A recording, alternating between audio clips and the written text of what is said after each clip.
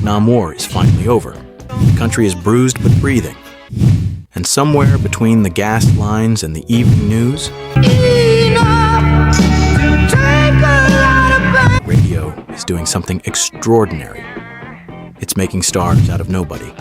One spin on the right station, in the right city, at the right moment, in a complete unknown. Could be a household name by the weekend. The airwaves had a power in 1976 they would never quite have again. Raw, electric, unpredictable. But here's the other side of that coin. 1976 could take it all back just as fast. Tonight's list is full of artists who had one perfect, burning moment. Songs that defined a summer, a season, a version of your life you can still feel the second the melody starts. And then...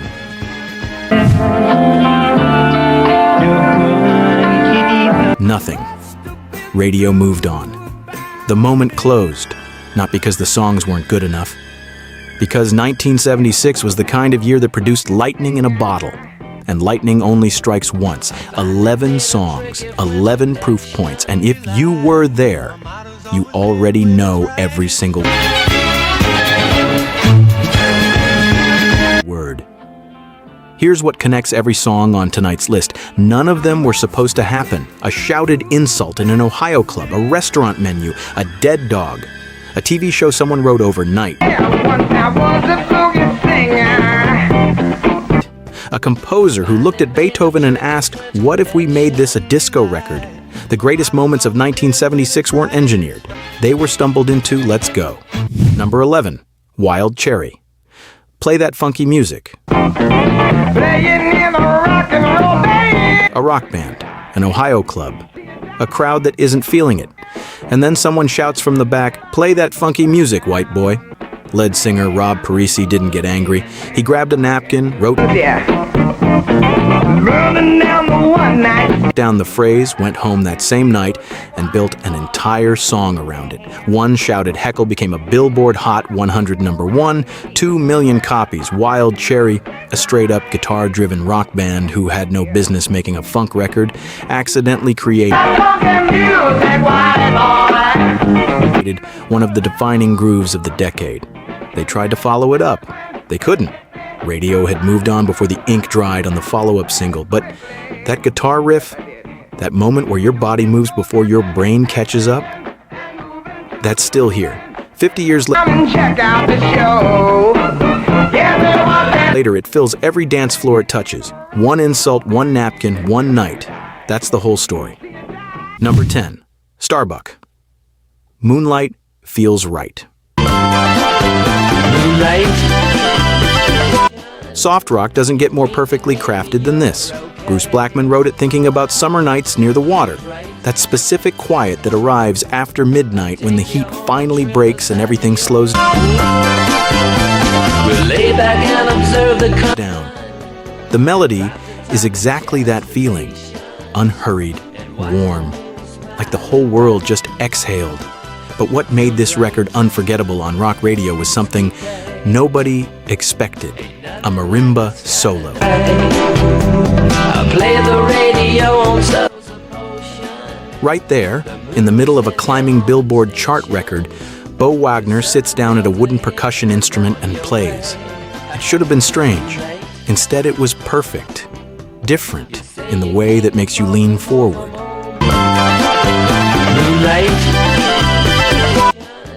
The song hit number 3 on the Hot 100. It lived on oldies radio for 4 straight decades.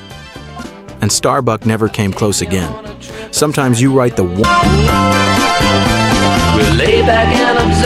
one perfect song. The whole world hears it once and keeps it forever.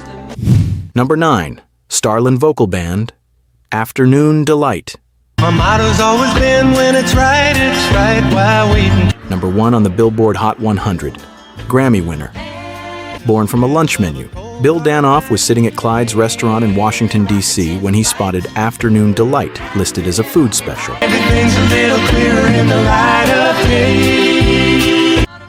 He went home, wrote the song, layered 4-part harmonies on top of each other like they'd been there their whole lives. And suddenly, the most wholesome-sounding record of 1976, had a double meaning everyone noticed and nobody talked about in polite company. The follow-up albums disappeared. The Grammy high faded. By the early 1980s, the group was done. But Afternoon Delight refuses to die. It shows up in films, TV, commercials, still floating around out there like a Tuesday afternoon in early September when summer hasn't And we know the night is always gonna be here. quite let go yet. A restaurant menu, a Grammy, one legendary song. The entire story of 1976 in 3 minutes. Number 8, Walter Murphy. A Fifth of Beethoven.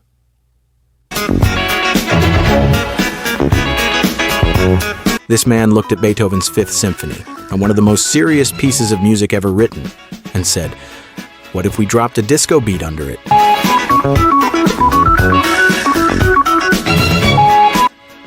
He shouldn't have been right, and yet Murphy was a trained classical composer who knew exactly what he was doing. He didn't parody Beethoven. He honored him and then placed him inside the hottest musical context of 1976. The strings were lush. The brass was bold, and the groove underneath made it physically impossible to stand still. Number 1 on the Billboard Hot 100. Millions of copies. A slot on the Saturday Night Fever soundtrack. Which meant this record was everywhere for years after the initial chart run. Murphy moved into film composing and TV themes after this. A respected, quiet career behind the scenes. But for one irresistible moment in 1976, Walter Murphy made Beethoven the most fun person in the room. Before we continue, can I ask you for a small favor? There's something I honestly don't understand. Only about 10% of the people who watch Nostalgia Rock YT are actually subscribed. That means more than 90% of viewers enjoy the videos, listen to the music, relive the memories, and then leave without subscribing. And if I'm being honest, that can be a little heartbreaking, because these videos don't just appear. Every upload takes hours of research, fact-checking, script writing, editing, and preserving the stories behind the music we all love. We do all of that because these songs deserve to be remembered. So when thousands of people watch and enjoy the content, but only a few take a second to subscribe, it sometimes feels like the work is being appreciated, but the people behind it are being forgotten. If this channel has ever helped you rediscover a song, relive a memory, or simply made your day a little better, please take 1 second to subscribe. It's completely free, but it's the biggest way you can support what we do. Every subscription encourages us to keep going, keep creating, and keep preserving the music that means so much to all of us. Thank you for being here. Now, let's get back to the music. Number 7, Henry Gross. Shaka Sikshas.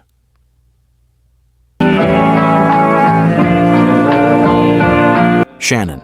Not every song on this list was born from ambition. This one was born from grief. Carl Wilson, the Beach Boy, lost his dog. A golden Irish setter named Shannon killed in a road accident. He was still carrying it when he mentioned it in passing to his friend. And singer-songwriter Henry Gross. Gross went home and wrote the song that night. No theatrics, no production tricks. Just a gentle, honest melody and the plain truth of what it feels like to lose something you loved. Shannon reached number 6 on the Hot 100. People connected with it immediately. Not because they knew Carl Wilson's dog, but because they'd lost something of their own. A pet, a person, a time they couldn't get back. Music does that. It hands you a container for a feeling you didn't know where to put. Henry Gross never charted again at that level. He kept writing, kept performing, but this song found its people. And sometimes, that's the whole point. Number 6, Elvin Bishop. Fooled around and fell in love. I didn't care how Thursday. You know the voice on this record, that high, soaring, effortless falsetto. The one that sounds like it was built for exactly this song and nothing else. Here's what most people don't know. It's not Elvin Bishop's. Bishop was a blues guitarist, serious, credentialed, respected, played with the Paul Butterfield Blues Band, knew his way around a fretboard like most people know their own name. But when he wrote this song, softer, more romantic than anything he'd done before, he knew his own voice wasn't the right instrument for it, so he handed the microphone to a kid in his band named Mickey Thomas. Thomas sang it like he'd been waiting his entire life for this exact song. That openness, that ache, the way it lands not as performance but as confession. The record hit number 3 on the Hot 100, Bishop's biggest commercial moment, his defining record in mainstream America. And Mickey Thomas? He left the band shortly after, then reappeared years later as the frontman of Jefferson Starship, airwaves, where a whole new generation found that same voice and had no idea where it had been before. One song, 2 careers. Neither man saw it coming, halfway through, and the second half is where this list gets heavier, still coming. A record made with 0 guitars and 0 drums that sounded like nothing else on 1976 radio. A song so underrated, it might be the biggest rediscovery on this entire list. And the number 1, a rock song about death that became the most alive thing on the airwaves that year. Don't Move. Number 5, Gary Wright. Dreamweaver. Trying to take away my worries. Gary Wright made an entire album with no guitars, no bass, no traditional drums, just synthesizers. In 1976, synthesizers were still new enough to feel like the future arriving ahead of schedule. Wright didn't use them as a gimmick. He used them the way a classical composer uses an orchestra. Layered, intentional. Building something with space and texture that acoustic instruments couldn't reach.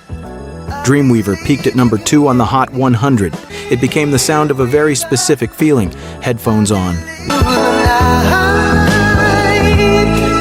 Room dark, mind quiet, just floating somewhere between awake and dreaming. That specific floatiness that only the best music can produce. He had a second notable hit with Love Is Alive. But Dreamweaver is the one that stayed. Leave tomorrow behind. It still scores film scenes where a character is remembering something beautiful they can't get back, a synthesizer, a vision, and a sound We can reach the morning light. that still sounds like 1976 feels. Number 4, Firefall. You Are the Woman. Bob right here, That is Bob. the one who's Here's a name most people don't remember. Here's a song most people never forgot. Firefall, Colorado folk rock. Okay, you ready to crank it up? I think so. All right, everybody ready? Clean harmonies, mountain air production, Rick Roberts writing with a directness that was almost radical in 1976. No irony, no games, no performance. Just a man saying exactly what he meant to someone he loved. The song hit number 9 on the Hot 100. SR close? Where are you headquartered? Firefall originally got together in... To the top. Not quite there. And somehow that near miss meant radio moved on faster than the song deserved. Firefall kept releasing albums, kept touring, were respected by everyone who was paying attention, but the mainstream never came back to them. Underwear is showing. Yeah. Bob, your underwear. If you heard this song in 1976, you already know why it's here. And if this is your first time, stop what you're doing and actually listen. This is what slipped through the cracks. This is what the year almost buried when it moved on. Number 3, John Sebastian. I say, welcome back. Now when I think how you must have been. John Sebastian already had a career. Lovin' Spoonful, Woodstock, History. But in 1976, someone called him with an unusual assignment. Write a theme song for a new sitcom about a teacher going back to the tough Brooklyn school where We always could spot a he was once a student. Sebastian had one night. He sat down and wrote Welcome Back almost in one go. A warm, unhurried acoustic song about the strange, specific feeling of returning to somewhere that shaped you. Welcome back, welcome back, welcome back. Familiar faces, the part of home that never quite leaves even when you do. It hit #1 on the Hot 100, biggest solo moment of his career. And here's what's remarkable. People who never watched Welcome Back, Kotter knew this song. And they've turned around. Who'd have thought they'd... It escaped the TV context completely and became something universal. Something about the passage of time, about belonging, about going back. 3 minutes that said something true. And 1976 heard every word. #2, Nazareth. Love Hurts. This song is 64 years old. Boudleaux Bryant wrote it in 1960. The Everly Brothers recorded it. Roy Orbison had a version. It had been through multiple artists' hands before a hard rock band from Dunfermline, Scotland, and picked it up. And none of them did what Nazareth did. Dan McCafferty's voice is not a polished instrument. It's ragged, lived in, real in a way most rock vocals are too careful to be. When he sings those opening words, you don't hear craft. You hear damage.